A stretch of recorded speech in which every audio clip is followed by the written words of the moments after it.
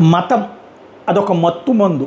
కానీ ఈ మతంలోనే మళ్ళీ వివిధ వర్గాలు, ఈ దరిద్రం సిరియాలో జరుగుతుందండి. షియాలు సున్నీల మధ్యన ఘర్షణ. ఈ షియా సున్నీల ఇద్దరు ముస్లింలు, ఇద్దరు చనిపోతే కనుక జన్నత్తు 72 మంది కన్నీలని భావించేవాళ్ళు. కానీ వీళ్ళల్లో ఒక వర్గం ఇంకొక వర్గానికి పడనటువంటి పరిస్థితి.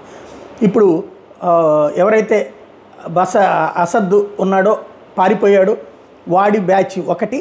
అదే సందర్భంలో అక్కడ ఆ ప్రభుత్వాన్ని దించేసి తిరుగుబాటుదారుల ప్రభుత్వం ఇప్పుడు నడుస్తుంది, వాళ్ళదొకటి. ఇప్పుడు ఈ తిరుగుబాటుదారుల ప్రభుత్వానికి సంబంధించిన వాళ్ళ మీద అకస్మాత్తుగా దాడి చేసినటువంటి మాజీ సిరియా అధ్యక్షుడు గ్రూపు ఒక 70 మందిని వీళ్ళని చంపింది. దానికి ప్రతీకారంగా వేటాడి చంపుతున్నారు.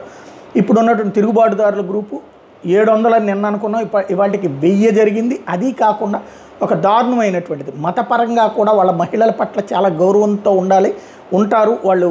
చివరికి ఒక వెంట్రుకు కూడా బయటకు కనబడకూడదు అన్నటువంటి హిజాబ్ ఉదంతాలు ఇరాన్ లాంటి వాటిలో చూసాం. అట్లాంటిది తమ ప్రత్యర్థి వర్గానికి సంబంధించినటువంటి మహిళల్ని నగ్నంగా పెరేడ్ చేయించడం. ఒకప్పుడు కనుక మన బతుకమ్మ జాతరలో, బతుకమ్మ పండుగల సందర్భంగా నిజాం నవాబుల కాలంలో రజాకారులు చేసినటువంటి దుర్మార్గం ఏదైతే ఉందో అట్లాంటి దుర్మార్గం అక్కడ సిరియాలో చేశారు అన్నటువంటిది తాజా అంశం. 1000 మంది దాకా ప్రాణాలు కోల్పోయారు.